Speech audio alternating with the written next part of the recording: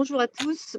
Je suis ravie d'accueillir le docteur Jean Stagnara, pédiatre à Lyon et administrateur de Pédia-Santé, qui est un très important réseau ville-hôpital. Pédia-Santé rédige et diffuse des messages de santé en pédiatrie qui sont simplifiés mais pas simplistes, dans le but d'harmoniser le discours, de soutenir la parentalité et tout ça à destination des familles. Il s'agit que tout le monde tienne le même discours et donne les mêmes conseils aux parents. Je remercie également le laboratoire GSK Santé Grand Public qui soutient ce webinaire. Je vous invite à poser des questions tout au long de la présentation du docteur Stagnara. Elles seront traitées et posées à la fin.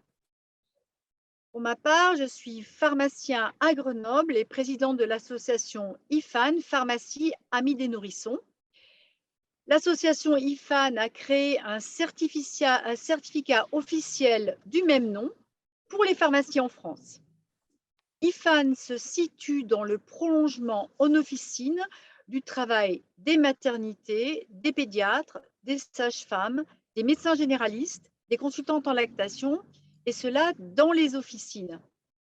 Un groupe de travail pluridisciplinaire constitué de ces différentes professions a été créé au sein d'IFAN afin de bénéficier de l'éclairage de chaque métier. Les équipes des pharmacies certifiées IFAN relayent auprès des futures et des jeunes familles un discours professionnel et actualisé en harmonie avec les recommandations des prescripteurs, mais aussi les recommandations de l'OMS et de l'UNICEF. Alors, je vous souhaite à tous un très bon webinaire et je laisse la parole au docteur Jean Stagnara. Bonsoir à tous. Je crois qu'il y a à peu près 150 connectés, donc bienvenue. Je suis très heureux de rencontrer des pharmaciens et de discuter, de dialoguer. Je crois que le parti pris de cette réunion de ce soir, c'est une espèce de travail en duo avec Christine Lefournier, de manière à échanger autour de documents qu'on va vous exposer. La deuxième chose, c'est que ça fait longtemps que je travaille avec des pharmaciens et vous le verrez justement, on a présenté Pédia-Santé et dans les professionnels les plus actifs, nous avions des pharmaciens qui étaient plein de bonnes idées et en tout cas pour le conseil, ça me paraît tout à fait magistral comme actualité, ne serait-ce qu'avec l'époque de la Covid. La troisième chose, j'ai aussi pas mal d'activités sur le plan universitaire puisque je fais des cours à la faculté et que j'ai à ce titre-là un certain nombre de… Ouais, conseils pratiques et recommandations aux parents. J'ai coupé. Ah pardon, excusez-moi. Donc, en tant que maître de stage aussi universitaire, puisque j'ai des internes qui passent à mon cabinet, et on a cette chance aussi de faire passer tout notre savoir-faire, et vous verrez, ce n'est pas que du savoir-faire, mais aussi du savoir-être. Voilà. Alors, je ne sais pas si Christine, tu le veux bien, tout de suite à la première diapositive.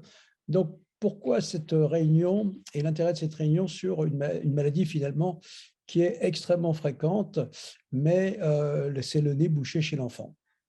Et vous allez voir que ça va nous amener à développer beaucoup d'éléments.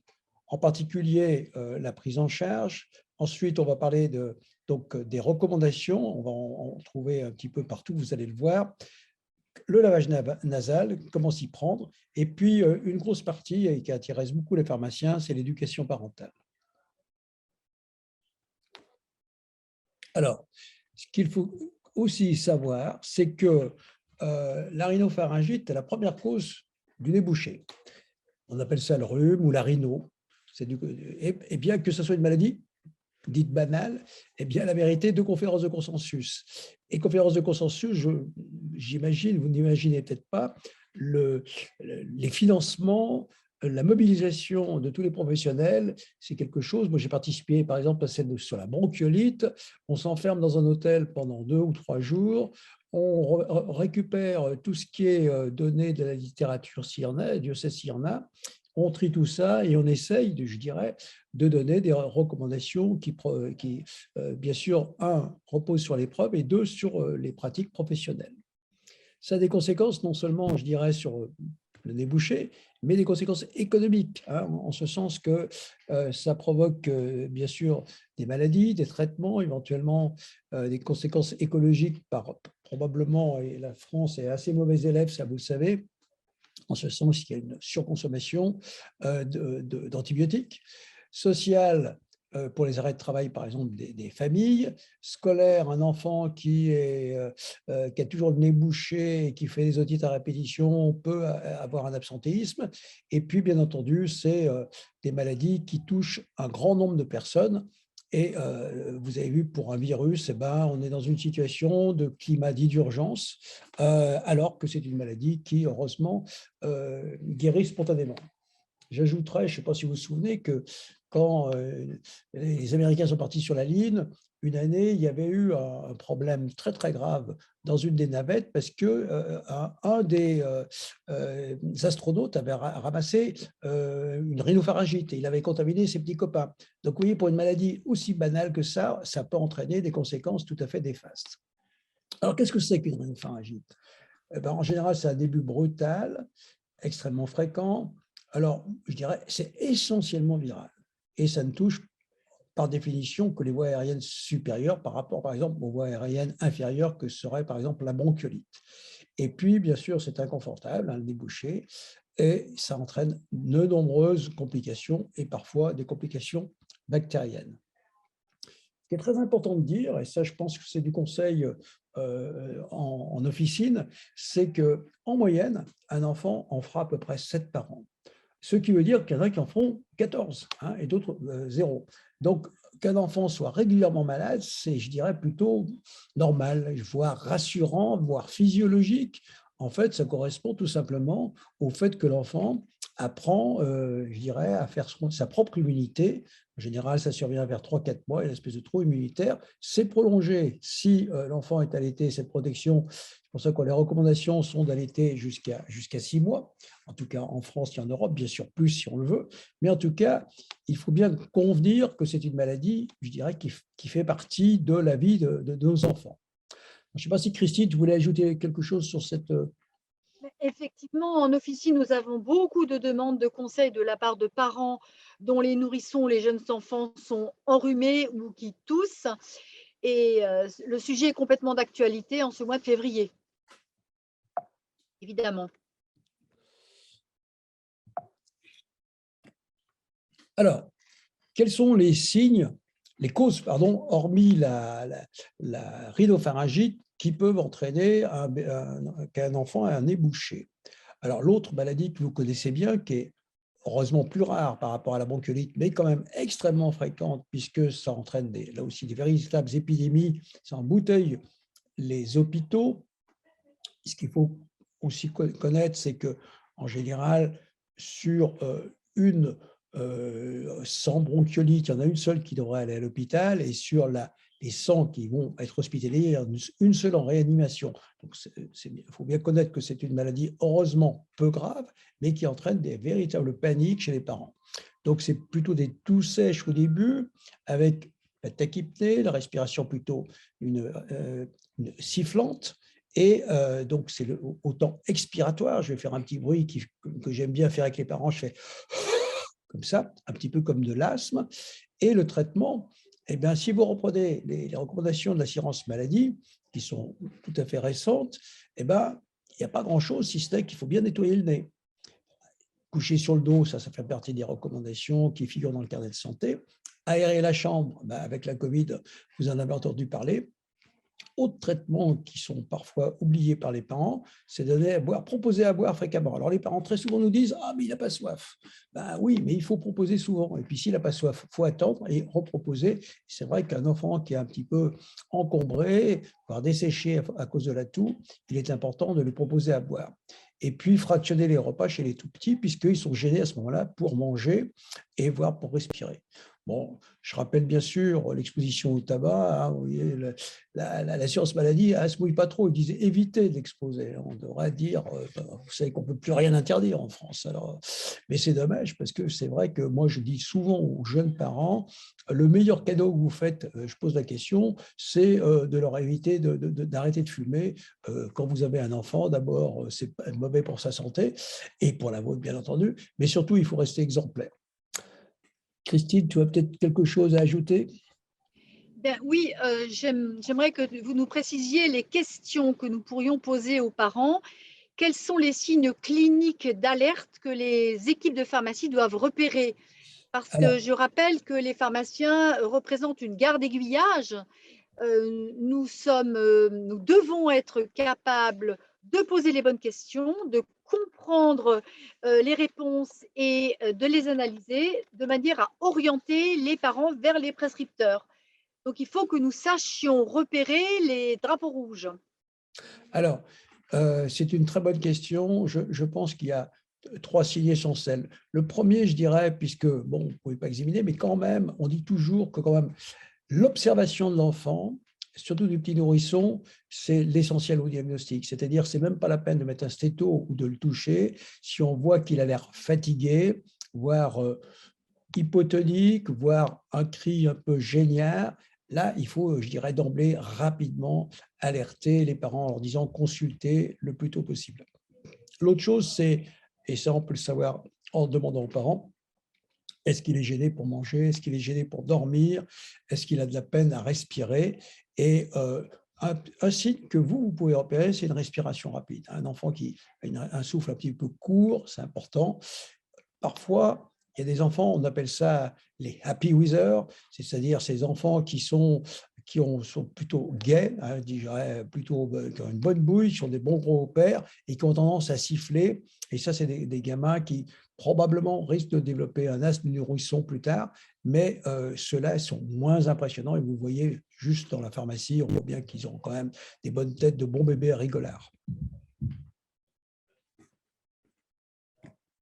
Alors, une autre cause qui entraîne, je dirais, un débouché, un encombrement rhinopharyngé, c'est la laryngite. Alors, la laryngite, c'est quand même beaucoup plus bruyant.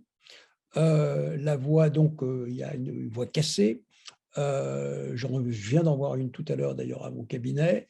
Et là, la gêne respiratoire est plus impressionnante. Les parents vont rapidement venir voir ou le pharmacien ou le professionnel de santé qu'ils connaissent, voir leur médecin, puisqu'il y a une gêne plutôt autant inspiratoire. Ça fait plutôt comme ça.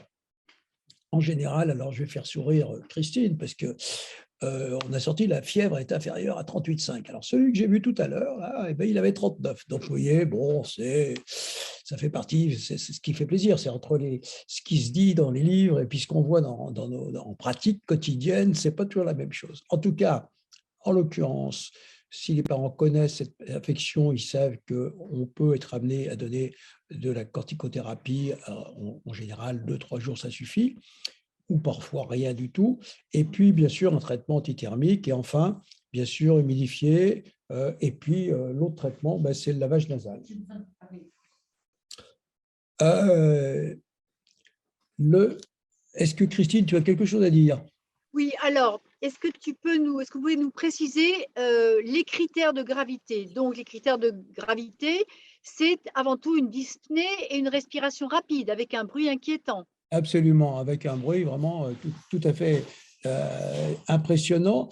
Et ce qui est important aussi, c'est de repérer justement les petits signes de l'enfant qui serait en hypercapnie, c'est-à-dire qui aurait de la sueur, qui aurait une respiration un peu rapide, qui serait un peu, je dirais, hypotonique.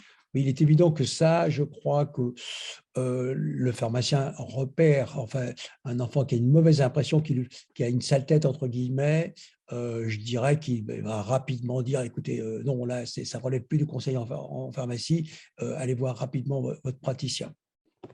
Alors ensuite, à quel moment faut-il orienter? Lorsqu'on observe cette Alors, dépression, enfin ces problèmes respiratoires. Voilà. Moi, je pense qu'une laryngite, il vaut mieux, si les parents vous posent la question, il vaut mieux consulter rapidement. Une bronchiolite, là aussi, alors qu'une rhinopharyngite, à mon avis, ça relève vraiment du conseil en pharmacie, à mon avis. Si les praticiens sont d'accord, bien sûr. Donc, la limite de notre conseil s'arrête à la rhino. Voilà, à mon sens, oui. Et le conseil de base, bon, bien sûr, c'est de référer si les signes de gravité dont on vient de parler sont présents. Et le conseil de base, c'est le lavage de nez. Voilà, tout à fait. Aérer la chambre, ne pas fumer, etc. D'accord. Alors, les conséquences, on l'a déjà un petit peu abordé, elles sont multiples, elles sont énormes même. Une des premières, c'est la gêne pendant la nuit. L'enfant souvent s'encombre, il tousse moins la nuit, donc il finit par s'encombrer et il se réveille et il réveille tout le monde. Et c'est quand même très fatigant pour toute la famille et les parents, bien sûr. Ensuite, il va bien moins bien manger, il va se nourrir moins souvent, il va être éventuellement amené un peu à se déshydrater, on va diminuer les rations et il peut faire des fausses routes. Donc, un des problèmes, je dirais, qui va vraiment gêner, en particulier le petit nourrisson jusqu'à 6 mois, 1 an, c'est qu'il respire essentiellement par la bouche. Donc, dès qu'il a le nez bouché, et ça, les parents nous le disent bien, enfin, on doit déboucher le nez ou le kiné lui a débouché le nez et à ce moment-là, vraiment, il a été transformé. C'est pour ça qu'on recommande le mouche-sèche avant les repas et pas après, parce que ça risque de le faire vomir, tandis qu'avant le repas, ça va lui permettre d'avoir une alimentation plus facile. Ensuite, alors une des complications, on a discuté en préparant un petit peu avec Marie-Hélène et Christine cette réunion, ce webinaire, c'est sûr que on a retrouvé et je remercie d'ailleurs tous ceux qui ont fait la bibliographie, le nombre de titres entre 30 et 40%, c'est pas parce que c'est une otite que ça veut dire que c'est bactérien. Alors c'est vrai que souvent avant 2 ans, on est plus méfiant, on traite plus facilement. Et ensuite, le diagnostic d'otite, c'est un diagnostic un petit peu personnel, c'est-à-dire c'est le médecin qui, derrière son otoscope, va découvrir au milieu des sécrétions, est-ce que c'est rouge, est-ce que c'est purulent, est-ce que c'est une otite séromuqueuse, etc. C'est un peu complexe, en sachant que la plupart du temps, ce sont des infections, le virus qui continue, et que un enfant qui, par exemple, pleure, qui est fébrile, il va avoir les joues toutes rouges, et ben vous allez voir, les tympans, ils ont la même rougeur que la joue. Donc là aussi, il faut être méfiant. À titre personnel, moi, je suis très, très vigilant. Je préfère attendre. Bon, le gamin, il a 39, il a une rhinopharyngite, il a des tympans qui sont congestifs. Ça fait partie de la maladie. Et puis, je demande à le revoir ou à éventuellement échanger par mail ou faire maintenant, visioconférence, une téléconsultation pour vérifier que les signes disparaissent rapidement. En général, si vraiment il y a une otite, la fièvre va plutôt vers 39-40, mais pas toujours. En tout cas, là aussi, il faut être très, très méfiant sur ce type de surinfection, savoir attendre. Vous avez compris que mon message était attention, les millions de consultations, mais surtout les millions de mises aux antibiotiques. Et la conséquence, vous la connaissez très bien, c'est la résistance aux antibiotiques et l'ascenseur avec des produits toujours plus puissants et qui entraînent de plus en plus de résistance. Les consultations coûtent cher à la nation, en particulier en hiver. Et j'ai travaillé pendant 30 ans aux urgences pédiatriques. C'est vrai qu'on a une activité très césarienne. Nos équipes étaient quasiment au chômage technique l'été, alors que l'hiver, les concentrations, je dirais la pollution, l'hiver, les virus, la Covid et tout ça font que les cabinets sont débordés et que, je dirais, ainsi que les accueils des hôpitaux. Et à ce titre-là, je dirais que si un certain nombre de conseils peuvent être donnés dans les officines et éviter des consultations inutiles, vraiment, elles sont les bienvenues. Bien sûr, absentéisme scolaire, dans les crèches aussi. Alors là aussi, il y a toute l'ambiguïté des crèches. C'est vrai que les crèches, c'est très bien. Et encore, moi, je conteste un peu le côté, je ne pense pas qu'un enfant soit plus intelligent en crèche par rapport à une assistante maternelle. Mais en tout cas, c'est vrai que la collectivité favorise les infections. Et une étude qui a été faite à Lyon, d'ailleurs, il y a quelques années, qui montre qu'un enfant en crèche est quand même 6 fois plus affecté qu'un enfant qui est dans des petites collectivités, par exemple avec une assistante maternelle ou bien sûr dans sa famille avec 2-3 enfants. Donc ça aussi, ça fait partie éventuellement des recommandations qu'on peut faire. Est-ce que, Christine, tu veux dire quelque chose? Oui, au vu de ces chiffres, c'est incroyable. On peut considérer clairement que c'est un devoir de santé publique de la part des équipes de pharmacie d'insister sur l'utilité et la nécessité d'un lavage bien fait, d'un lavage de nez bien fait. C'est complètement évident maintenant d'insister sur l'efficacité d'un lavage avec des dosettes ou avec un pulvérisateur. Et je pense aussi conseiller l'utilisation d'un mouche-bébé pour encore plus d'efficacité avant les repas pour que l'enfant puisse manger, téter de manière efficace, qu'il soit libéré de toutes ces mucosités qui l'encombrent. On retrouve d'ailleurs tous ces conseils sur le site d'Amélie et de Pédiasanté. Voilà, tout à fait. Pédiasanté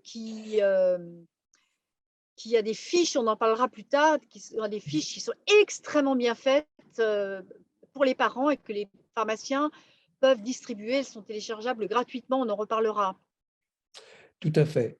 Alors, la prise en charge, bien sûr, il y a toute une panoplie de produits qui sont sur le marché et il y a quand même un certain nombre d'années que j'exerce la pédiatrie. C'est vrai qu'on a vu quasiment disparaître un bon paquet de produits qui, je dirais, avaient certaines vertus, mais en tout cas, il faut reconnaître que entre la Haute Autorité de Santé, la FSAPS et toutes les conférences de consensus, il y a eu un certain nombre d'avancées de ce côté-là.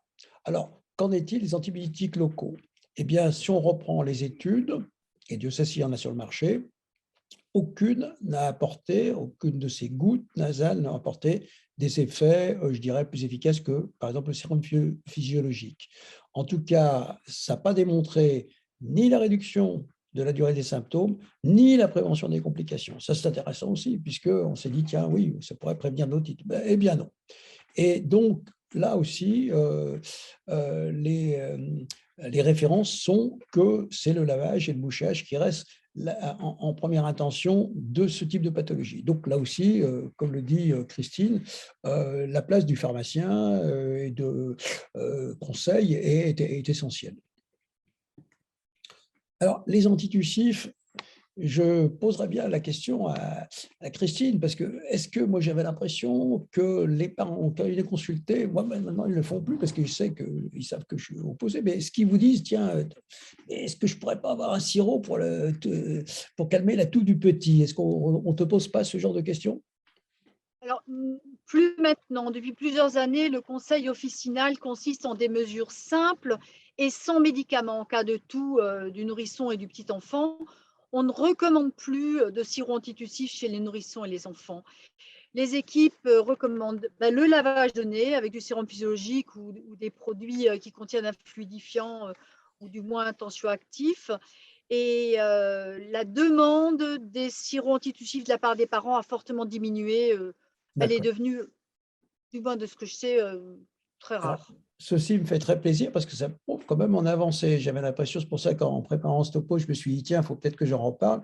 Mais effectivement, là aussi, si on estime que la toux, non seulement ne doit pas être arrêtée, mais au contraire, je dirais, respectée, puisque la toux, c'est le magnifique système pour désencombrement de l'enfant. Et on allait dire, si on calme trop la toux, au contraire, l'enfant risque de se surinfecter puisqu'il n'expectoire pas toutes ces sécrétions. Tout à fait. Et ensuite, ce qui est intéressant aussi, c'est que le sérum physiologique, solution salide et mouche bébé ont de meilleurs résultats que sérum physiologique tout seul. Donc là aussi, il y a un caractère pédagogique que vous devez avoir, que nous devons avoir, parce qu'il y a assez partout. Et je vais vous donner juste un petit exemple. C'est que j'ai vu 2 bronchiolites aujourd'hui, pour vous dire que c'est quand même une pathologie qu'on voit, dont un que j'ai vu, le gamin avait 2 mois, enfin là, il avait 4 mois sur là, j'ai dû l'hospitaliser en urgence, il n'avait même pas 2 mois, Et le seul traitement que j'ai pu faire en attendant de l'hospitaliser rapidement, c'était effectivement de le moucher, de l'aspirer pour lui permettre de mieux respirer. Et on voyait bien, essentiellement, dès qu'au bout d'une dizaine de minutes, il était à nouveau très, très encombré. Donc, c'est pour vous dire que ce mouchage peut être salvateur et vraiment être, je dirais, une première manœuvre d'urgence en cas de vraiment d'un enfant qui est gêné pour respirer au point qu'il soit amené à être hospitalisé rapidement.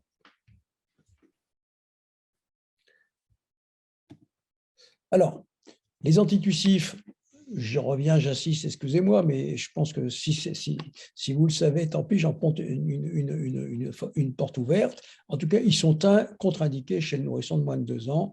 Ça ne doit plus traîner dans les pharmacies, enfin dans les pharmacies de personnel des gens et ne pas être utilisé à mauvais escient avec le risque, je dirais, de surinfection ou de complications. Bien entendu, là, c'est aussi un avis d'expert, c'est que tout qui se prolonge au-delà de 4-5 jours, il est nécessaire d'adresser au praticien avec lequel vous travaillez, ou au médecin traitant, ou au pédiatre traitant, pour retrouver la cause. Bien sûr, derrière, vous allez me dire, vous avez tout ce qui est asthme du nourrisson ou hyperactivité bronchique et éventuellement indication de salbutamol. Mais là, ce n'est pas le cas. Nous, on est dans le nez bouché aujourd'hui. Est-ce que ça convient? Oui. Alors, libération des voies aériennes supérieures, on en revient, je dirais, au mouchage. Donc, s'il n'y a pas de site de gravité, et Christine a bien fait des poser, hein, gêne respiratoire, gêne pour l'alimentation, trouble du sommeil important, eh bien, les mesures, je dirais, non médicamenteuses sont recommandées, ça relève de l'officine. Donc, laver le nez, donner à boire, aérer, pas de tabac, et vous verrez que dans la plupart du temps, les choses s'améliorent bien. Alors, un petit topo sur l'éducation des parents. Et c'est là que nous intervenons. Donc, je pense qu'il y a un certain nombre de praticiens ici qui ont des enfants. D'ailleurs, c'est amusant parce qu'ils apprennent à se moucher et vers 3-4 ans. Hein. Et puis, entre 2 hivers, il y a l'été, on oublie tout et il faut recommencer à 5 ans à leur apprendre à se moucher. Enfin, souffler par le nez, c'est compliqué. Hein. On leur dit fais le taureau, je ne sais pas quoi, chacun sa manœuvre, mais c'est quelque chose qui n'est pas évident.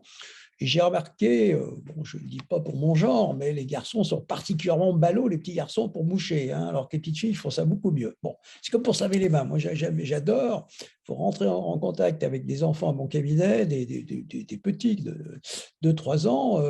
Je leur dis, tiens, mais on va se nettoyer les mains. Alors, je mets un peu de gel hydroalcoolique, ils adorent, et comme ça, bon, je les apprivoise, ça me permet de discuter un peu avec eux. En tout cas, on est vraiment dans l'éducation. Et c'est un rôle qui appartient à tous les professionnels de santé. Alors, ce site s'appelle Pédia-Santé. Dedans, il y a essentiellement des fiches conseils. Et c'est un réseau ville-hôpital, puisque nous y avons travaillé. Alors, ce qui est intéressant, c'est que nous avions travaillé, et Christine l'a dit tout à l'heure, c'est un réseau multiprofessionnel. C'est-à-dire, au départ, c'était des pédiatres hospitaliers et libéraux qui sont réunis autour de ces pathologies avec l'idée de dire qu'il faut réduire la consommation, le passage inopiné à l'hôpital, d'encombrer les hôpitaux pour des raisons qui n'en valent pas la peine, et je dirais avec le risque d'attraper une maladie nosocomiale. Qu'est-ce qu'on a mis dans ce réseau? Eh bien, on a mis tous les gens concernés. On a mis des médecins généralistes, on a mis des pharmaciens, on a mis des kinés quand on avait besoin, on a mis des sages-femmes quand on avait besoin, on a mis des puéricultrices, on a mis des infirmières, et on a mis, c'est ça le plus important, j'en oublie d'autres professions, des usagers. Parce que finalement, les docteurs, les pharmaciens parlent bien mieux, sont bien plus, vous avez l'habitude d'être entendus, tandis que nous, parfois, on a un verbe qui est incompréhensible. Et donc, je crois que c'est là que c'est important de faire relire nos fiches, et on les a faites. C'est pour ça que Christine le disait tout à l'heure, c'est des conseils qui sont simples, mais non simplistes. C'est-à-dire vraiment, on les a fait relire par tout le monde. Et par exemple, il y en a une qui s'appelle « Votre enfant s'est cogné la tête ». Si on met une fiche « Votre enfant a un traumatisme crânien », les gens vont rien comprendre. Le trauma crânien, c'est le coma pour eux. Donc, on a pris tous les mots et, je veux dire, enfant est gêné pour respirer. Voilà, ça veut bien dire ce que ça veut dire. Bon, nez bouché, c'était quand même peut-être moins français, si j'ose dire. Mais en tout cas, on a vraiment insisté pour avoir quelque chose d'extrêmement concret. Et les derniers, non les moindres, on a demandé même à des avocats de relire ça, pour pas qu'il y ait de perte de chance. Que ça soit relu par le Conseil de l'ordre des médecins et que ça soit relu ensuite par des experts extérieurs. Puisqu'on a pris, c'était surtout centré sur Lyon et ses environs, et on a fait lire par des experts de Paris, de Toulouse, de Marseille, etc., pour bien montrer et avoir une vision vraiment globale et pas uniquement régionale. Et comme vous voyez, il y a une douzaine de fiches et qui balayent pratiquement 80% de la pathologie avec des images. Alors là aussi, on a fait venir des images assez, des imageurs plutôt gays, mais toutes les images ont été discutées mot par mot, image par image, de manière à ce qu'on soit clair pour tout le monde et qu'il n'y ait pas de, je dirais, de risque d'erreur d'interprétation. Christine, tu veux dire? Les fiches sont vraiment importantes. Elles sont facilement téléchargeables, on peut les imprimer et c'est un excellent support pour laisser un remis au patient après le conseil. Elles sont vraiment très, très, très bien faites. Sur le site de Pédiasanté, pour ceux qui ont des écrans dans les officines, il y a également des vidéos pédagogiques qui sont très agréables à regarder par les patients qui attendent. Je pense vraiment que ce site de Pédiasanté, ça a été pour moi, pour IFAN, une très belle découverte. On y trouve une foule de renseignements et on peut également inciter les parents à les fureter dans le site. Ils reviennent par la suite au comptoir et nous disent combien ils sont ravis de la qualité des conseils très, très, très variés qu'ils trouvent sur ce site. Il y a toujours une réponse à une question aussi banale finalement qu'elle soit ou même très compliquée. C'est vraiment très, très bien fait. Je vous incite à vraiment aller fureter sur Pédiasanté. Alors, la situation est la suivante, c'est qu'on a dit, pour être simple, il faut rendre les parents acteurs de la santé de leur enfant. Être acteur, ce n'est pas être consommateur, ça veut dire, vous avez quelque chose à faire. Il ne faut pas foncer dès qu'il y a le nez bouché, chez votre praticien, chez votre kiné, etc. D'abord, observer. Observer, ça veut dire qu'est-ce qui se passe. Ensuite, agissez. Vous êtes les premiers acteurs de la santé de vos enfants, c'est à vous de faire. Et ensuite, ce qui était très important, quand j'ai présenté ces fiches, d'ailleurs, dans d'autres pays que la France, en particulier dans les Pays-Bas, ils m'ont dit, parce que c'est vrai que très souvent, les conseils qui sont faits par les praticiens hospitaliers ou en ville sont, je dirais, très ponctuels. Tandis que là, on leur dit, voilà, qu'est-ce que vous allez faire dans les 48 heures qui suivent? J'insiste sur la page que vous voyez qui est un peu en fin, mais qu'on n'a pas pu grandir parce que je ne voulais pas trop surcharger, mais c'est quand même marqué, c'est des fiches qui ont été faites bien avant cette présentation, c'est marqué « Demandez à votre médecin ou à votre pharmacien de vous apprendre comment laver le nez du sérum physiologique ». Alors, je ne sais pas, je vous le mets avec ma souris, c'est marqué là, pour vous dire que quand même, ça fait des années qu'on travaille avec les praticiens d'officine et que leur rapport est essentiel et qu'on a partagé nos pratiques pour reconstruire cette fiche. Donc, je rappelle, 1, motif fréquent, 2, symptomatologie bruyante avec inquiétude des parents et traitement, je dirais simple, mais non simpliste, mais efficace, mais souvent mal réalisé. Et c'est la raison pour laquelle on explique bien. Ensuite, je vous demande de regarder ce petit dessin que Marie-Hélène a dû garder exprès, je dirais. C'est une image qui est ancienne. Et je vais vous dire pourquoi, parce que maintenant, la recommandation, c'est de mettre l'enfant à plat et non pas semi avec un coussin dessous, comme ça a été dit, et vous verrez, on terminera un petit peu sur des explications physiopathologiques. Alors, je reprends ce qui est à l'intérieur, donc ce qui est sur le verso à l'intérieur du 4 pages, qui est la taille du carnet de santé. Donc, la première chose que doivent faire les parents, et pareil le pharmacien d'officine, c'est est-ce que c'est urgent, est-ce que c'est pas urgent? Il est sûr que si le gamin il a fait une fausse route, qu'il a avalé un Smarties et qu'il se l'a logé dans une bronche et qu'il est en train d'étouffer, bon, il faut appeler le SAMU, on n'est plus dans une situation de nez bouché. Ensuite, est-ce que la toux est gênante? Et quel est son comportement? C'est ce que je disais tout à l'heure à Christine, hein, ce qui est important. Est-ce qu'il est comme d'habitude? C'est ça le comportement. Est-ce qu'il est comme d'habitude? Est-ce qu'il mange? Est-ce qu'il boit? Est-ce qu'il parle? Est-ce qu'il crie? Etc. comme d'habitude. Et bien, s'il ne mange pas, s'il ne boit pas, si il ne joue pas, ben, un enfant qui ne joue pas, il y a de quoi ça vous inquiéter. Et puis ensuite, bien sûr, est-ce qu'il est fébrile ou non? Agissez, et vous verrez une image après, donc placez l'enfant à la tête de, placez-vous, excusez-moi, à la tête de l'enfant. Vous voyez, cette maman, elle n'est pas dans le même sens que son enfant, au contraire, elle est à la tête de l'enfant. Parce que si elle est toute seule, c'est très difficile de le faire tout seul. Donc, vous voyez bien un petit peu son bras et sur sa joue, et maintient l'autre bras, le bras d'enfant, pardon. Et ensuite, elle va moucher de l'autre côté. Ensuite, couchez-le la tête tournée sur le côté, jamais en arrière. Placez la dosette de physiologique à l'entrée de la narine et pressez doucement en direction de l'oreille opposée, c'est-à-dire, je ne sais pas si vous me voyez, mais vous n'allez pas mettre le nez, il ne monte pas, vous n'allez pas nettoyer le cerveau. Hein.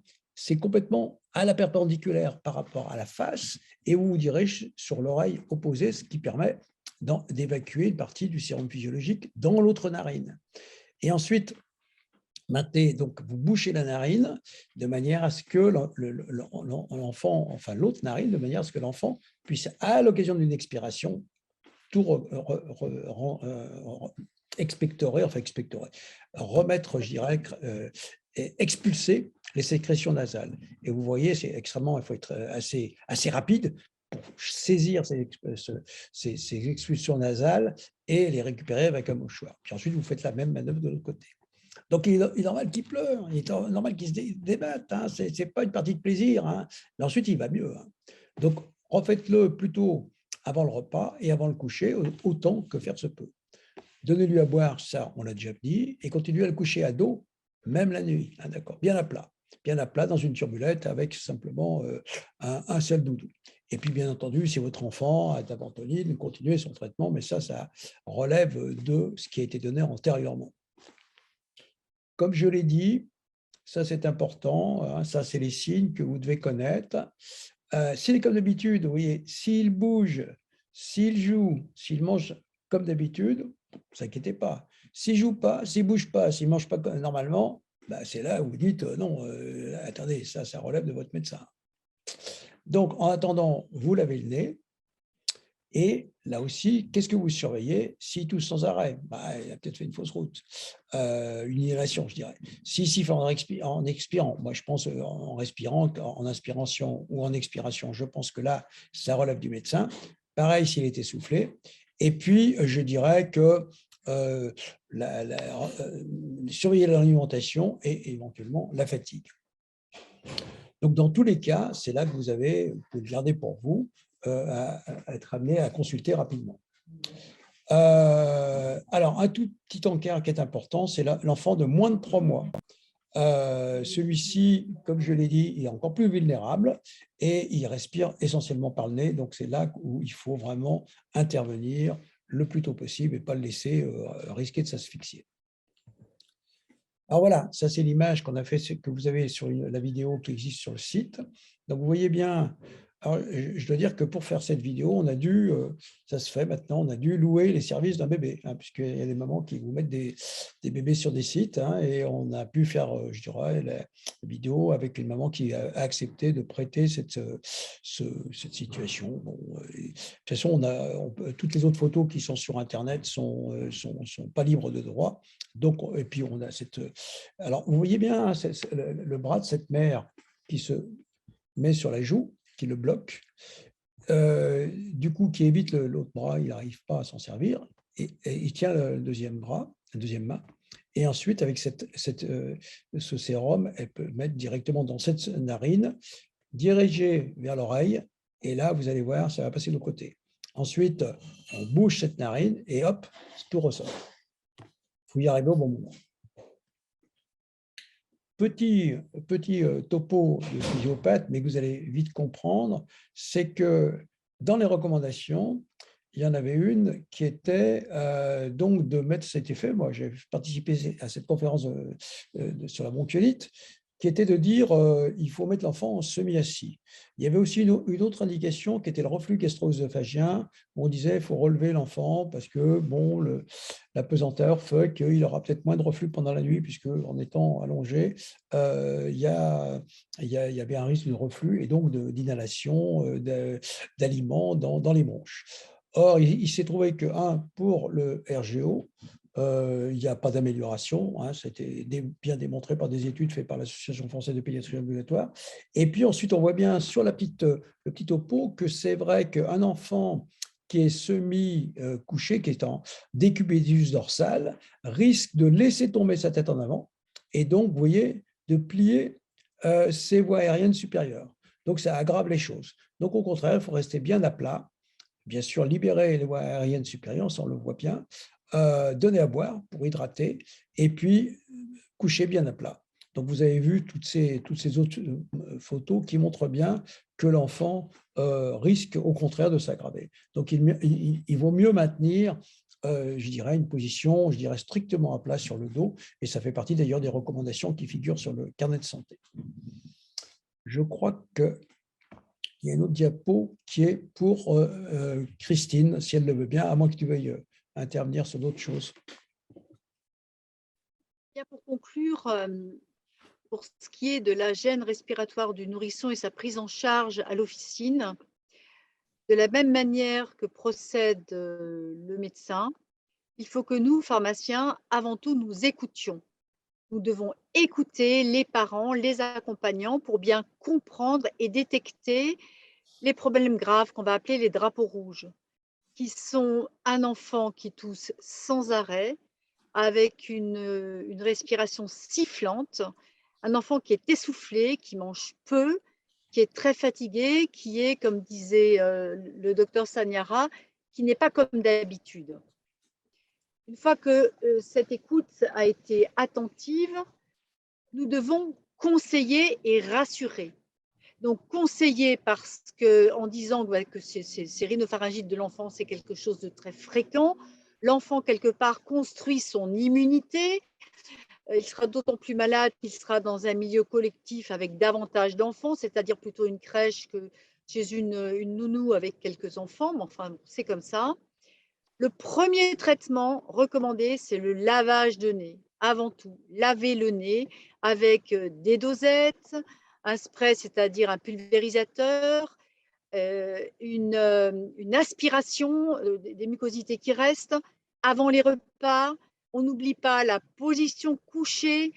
On n'oublie pas de faire ça régulièrement pour que l'enfant soit en permanence désencombré.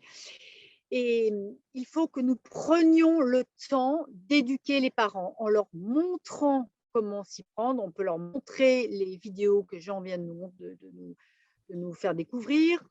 Nous devrions leur laisser des fiches de remis pour qu'ils puissent tranquillement les regarder de nouveau à la maison. Évidemment, de rappeler les conseils de base qui sont pas de tabac, on aère la pièce, on hydrate l'enfant, il n'a pas soif, on lui repropose à boire de l'eau régulièrement. Et en cas de signe d'alerte, eh bien, on renvoie immédiatement chez le médecin, on oriente. N'oublions jamais que nous, pharmaciens, nous devons être suffisamment compétents pour comprendre le problème, l'analyser et référer. C'est-à-dire, en fonction des signes de gravité, renvoyer chez le médecin. Si c'est un nourrisson, on peut le renvoyer chez sa sage-femme également. Et les enfants de moins de 3 mois sont très fragiles. Alors, de toute façon, ça signifie médecin. Nous ne gardons pas pour nous certaines pathologies qui peuvent être graves. On réfère au médecin, au pédiatre. Voilà. Ce que je propose, c'est d'arrêter de partager. Oui, oui, tout à fait, Jean. On va pouvoir passer aux questions maintenant, si vous le voulez bien. Donc, tu peux arrêter de partager, Jean. C'est bon? Ouais. Alors, une première question à toi, Jean. Est-ce qu'une laryngite avancée peut rapidement s'aggraver, nécessitant un départ précipité aux urgences ou seulement orienté vers un praticien? Alors moi, je dirais que dans mon expérience, c'est rare qu'elle s'aggrave sauf une maladie, mais qui a heureusement disparu, qui s'appelle l'épiglottite. Mais depuis qui était liée à une bactérie qui était Haemophilus, et maintenant qu'on fait le vaccin Haemophilus, on n'a plus ces soucis. Donc, c'est rare et ça peut, bon, bien sûr, hein, je dirais, selon les habitudes du pharmacien en question, mais je pense qu'on peut très bien patienter. Voilà. Enfin, patienter, adresser au médecin praticien. Voilà. Mais pas forcément aller aux urgences, c'est ça que tu veux dire? Voilà. En tout cas, il ne faut pas forcément courir aux urgences. Je crois que c'est une question là aussi de bon sens, hein, de tolérance de la situation. Ok. Une question sur le mouche bébé. Donc, vous avez dit tous les deux qu'effectivement, il peut aider. La question était, le mouche bébé est-il encore conseillé? Donc, je crois que vous avez répondu. Alors oui, bien sûr que c'est conseillé. C'est marrant parce que c'était même quelque chose une production lyonnaise. Il y avait des fabricants de mouches bébés à Lyon et c'était chaque fois que j'allais dans des réunions autres qu'à Lyon, les gens me disaient ah, oui, mais ça c'est lyonnais, c'est comme d'habitude. Mais en tout cas, oui, c'est très efficace. Simplement, classiquement, les parents vous disent je risque d'attraper le rhume de mon bébé. Oui, c'est vrai, mais en fait, en vivant, et on le voit avec la Covid, hein, en vivant à moins d'1 mètre de son bébé, c'est bien ce qu'on fait d'habitude, on risque de s'enrhumer et d'ailleurs, on va réactiver son immunité, ce qui n'est pas plus mal. Donc, en tout cas, bien fait, c'est efficace. Et d'ailleurs, les études montrent qu'avec du sérum physiologique en plus, sérum physiologique et mouche bébé, c'est un bon mariage. Super. Alors, on avait une personne qui a donné un conseil pour apprendre à se moucher aux enfants. Donc, mon conseil aux parents, c'est faire des bulles dans l'eau avec le nez au moment du bain pour apprendre à se moucher. Donc, je ne sais pas si tous les deux, vous avez d'autres trucs et astuces. C'est très bien. Oui, je pense que tout est bon. D'ailleurs, c'est amusant parce que je trouve que d'apprendre à un enfant à boire à la paille, souvent, vous savez, les enfants c'est un petit conseil que je donne, qui sont au biberon encore vers 2-3 ans, je leur dis quand même, tu pourrais peut-être passer à la tasse ou au bol ou je ne sais pas quoi, mais je leur dis d'utiliser la paille. Oui, c'est une très bonne idée. Oui, je prendrai cette idée. Très bien. D'autres questions. Que pensez-vous d'une opération de végétation chez un enfant de 3 ans ayant des rhumes à répétition? Alors, c'est une bonne question. Les choses ont beaucoup évolué. Je sais que, donc moi j'ai peut-être d'années d'expérience et que il y a quelques années, c'était plusieurs décades, je dirais, c'était très fréquent. Maintenant, on le fait de moins en moins, mais je pense aussi que ça doit être un peu ville dépendante parce que je vais même aller un peu plus loin, si vous me permettez, je ne vais pas être très déontologique, mais vous ne répéterez rien. Il y a des ORL qui ont le scalpel facile et d'autres qui l'ont moins. Donc, quand j'ai un avis ORL à demander, je demande plutôt à quelqu'un qui ne va pas trop opérer. Et je sais qu'il y en a qui sont effectivement qui ont le ciseau facile et à mon avis, ce n'est pas toujours suivi d'effet. Par contre, dans votre question, il y a quelque chose qui est très important, c'est un enfant ne doit pas ronfler. Et ça, si on vous parle de ronflement, c'est quelque chose ronflement constant. D'abord, la première chose, c'est de dire, écoutez, faites une vidéo, une visio et on va enregistrer l'enfant. Et un enfant, et ça c'est connu aussi, mais c'est un peu plus tard, hein, vers 3-4 ans, voire 5 ans, qui ronfle risque de faire des apnées. Donc, c'est comme chez l'adulte, hein, ça existe, et avec bien sûr un retentissement, 1 sur le sommeil et 2 sur le développement neurocognitif. Donc voilà, ça je pense que à ce titre-là, c'est une bonne question à poser en officine. Alors, on a d'autres questions. Parce qu'à ce moment-là, on peut t'amener à les opérer. Ok. Quel est l'usage des antipyrétiques? Des anti quoi? Pyrétiques. Quel est l'usage? Des antipyrétiques. De toute façon, alors oui, c'est une très bonne question aussi, ça, parce que ça aussi, ça a beaucoup changé. Hein. Les antipyrétiques, d'abord, on a tout changé en molécules. Hein. On était avant, c'était l'aspirine, maintenant ça a complètement disparu. Ensuite, c'était bon, le paracétamol, puis ensuite ça a été les anti-inflammatoires, puis maintenant avec la double prescription, et maintenant tout ça a disparu. Et la recommandation, le gold standard, je dirais, c'est plutôt donc c'est le paracétamol et uniquement. Donc à bonne dose, toutes les 6 heures, etc. Mais ce qu'on peut sous-entendre, c'est que la fièvre en elle-même, alors je vous invite à consulter la fiche qui s'appelle « Mon enfant a de la fièvre ». La fièvre en elle-même n'est pas une maladie. Donc, on n'a pas forcément, et au contraire, ça peut être un moyen de lutter contre les infections virales. Donc, on peut être amené à la respecter. D'ailleurs, c'est dans les nouvelles recommandations. Et elle est respectée tant que l'enfant la tolère bien. Mais si elle est mal tolérée par l'enfant, oui, il faut donner du paracétamol. Okay. Peut-être une question à Christine sur le liquide de fille. Vous avez beaucoup parlé des monodoses. On a une question sur les dispositifs médicaux. Est-ce que Christine, tu pourrais en parler, s'il te plaît? Ces dispositifs médicaux sont extrêmement utilisés et à bon escient.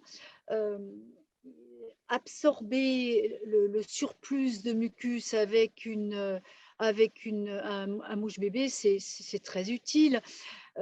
Utiliser un produit de lavage pour le nez qui contient un tensioactif, un produit légèrement désinfectant, c'est très utile aussi. Ça aide également à se débarrasser de toutes ces mucosités. Le sérum physiologique reste le traitement le plus simple, mais quand l'enfant est vraiment très, très enrhumé, tous ces dispositifs médicaux sont extrêmement utiles. D'ailleurs, on en vend beaucoup, on les conseille en permanence, à bon escient.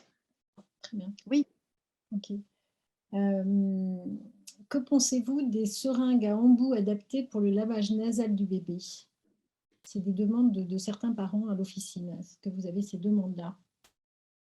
Eh bien, j'ignorais l'existence de ces seringues à embout, mais c'est vrai que ça peut être tentant d'avoir une seringue pour aspirer les sécrétions nasales, pourquoi pas, parce que ça peut faire le vide. Je crois, vous voyez, c'est comme quoi le quotidien ressurgit. Hein. J'ai ce fameux enfant là, qui a fait une bronchiolite, qui a été hospitalisé. J'étais avec mon interne en consultation tout à l'heure.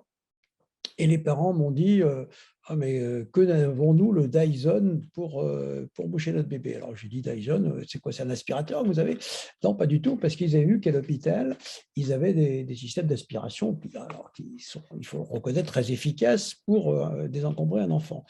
Mais ce à quoi nous avons répondu avec mon interne, que quand même, c'est quelque chose qui est assez violent, donc qui doit être pratiqué par des mains averties et expertes, et qu'on peut être amené à faire saigner, à traumatiser les cavités nasales, ce qui me paraît pas être le but recherché. Donc, je dirais que utilisons les produits qui sont effectivement mis à disposition de l'officine. À ma connaissance, et alors là aussi j'ai quand même une certaine expérience, j'ai pas vu, je me souviens il y avait un appareil qui était pas mal qu'on pouvait brancher sur l'eau, qui faisait, on ouvrait le robinet, ça faisait le vide. Bon, je dirais le bon vieux mouche bébé est aussi efficace, bien fait, c'est plus simple. Voilà, maintenant je connais pas ce dispositif, je sais pas, peut-être que Christine tu le connais, je peux pas te dire. Certains parents demandent des seringues, non pas pour aspirer les mucosités, mais pour injecter avec plus de force le sérum FI dans le nez. Ouais. Je ne suis pas sûre que ce soit une très bonne idée. Non. Vous avez vu dans la fiche, c'est dit les mouches bébés sont faits pour ça. D'envoyer doucement. Voilà. D'ailleurs, en préparant le webinaire, je crois que maintenant, il y a des embouts justement dans les nouveaux mouches bébés qui permettent justement d'être plus adaptés au nez de l'enfant. N'est-ce pas, Christine? J'entends pas tout. Là, j'ai une coupure, j'entends pas bien. Ah, excuse-moi. Non, je disais qu'en préparant le webinaire, on a vu avec notre soutien institutionnel qu'il y avait des embouts maintenant pour les nez des enfants qui effectivement sont beaucoup plus adaptés et qui Et permettent… oui, voilà. mais bien Donc, sûr qu'ils sont plus adaptés. Il y a un petit bouchon de mousse qui évite d'absorber les mucosités et ça permet une aspiration qui est contrôlée parce que c'est contrôlé par l'aspiration des parents. Et pareil, les dosettes ou les sprays, ils ont le bon débit d'instillation. Instiller de manière très forte dans un nez de nourrisson, je ne suis pas sûre que ce soit une très bonne idée. Ça ne peut que lui faire mal ou provoquer, je sais pas, même une et fausse donc, en couche fait, derrière. au niveau de l'officine, vous conseillez plutôt les sprays où effectivement… Des sprays ou des dosettes qui contiennent, en plus du sérum Phi, un produit légèrement fluidifiant, un tensioactif qui permet de bien décoller les mucosités. Non, c'est bien, c'est parfait, c'est ça qu'il faut utiliser. Alors, on arrive presque à la fin de ce webinaire. Jean, on a encore une question sur les végétations. Si l'opération est conseillée, quelles seraient les conséquences de ne pas opérer niveau langage, dentition? Est-ce que le fait de respirer tout le temps par la bouche a des conséquences néfastes pour l'enfant? Alors, je pense que la question est plutôt sur peut-être les amygdales, parce que les végétations ont vocation à diminuer dans le temps, alors que c'est vrai qu'un enfant qui a de grosses amygdales obstructives et qui a du mal, qui ronfle, et surtout qui peut même avoir du mal à manger, hein, en particulier des morceaux de viande, etc., qui peuvent s'enclaver entre les amygdales. Et avec des risques, et c'est là, alors je ne l'ai pas dit, qu'il faut faire une polysomnographie, c'est-à-dire faire un enregistrement du sommeil et repérer s'il y a réellement des apnées, et auquel cas, il convient d'opérer. Alors, c'est vrai que pour la dentition, moi je n'ai pas tellement d'éléments.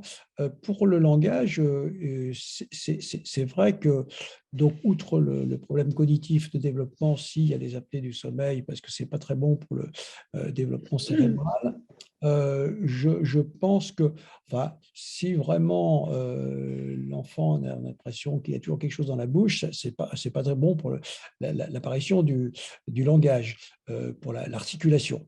Mais de toute façon, je dirais que c'est aux praticiens de recommander cette intervention. Et moi, je n'ai pas de cas, en tout cas dans ma patientèle, de refus d'intervention lorsqu'il y avait des pathologies vraiment avérées concernant des amygdales ou des végétations.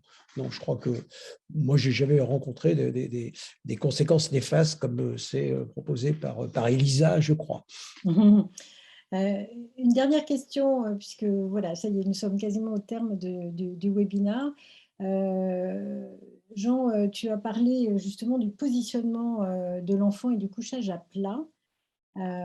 Concernant le couchage à plat, si l'enfant a un plan incliné, la tête reste alignée avec le dos, et donc du coup, on peut l'incliner à plat en quelque sorte, en fait. C'est une très bonne question, parce que je n'ai pas fini effectivement d'en parler.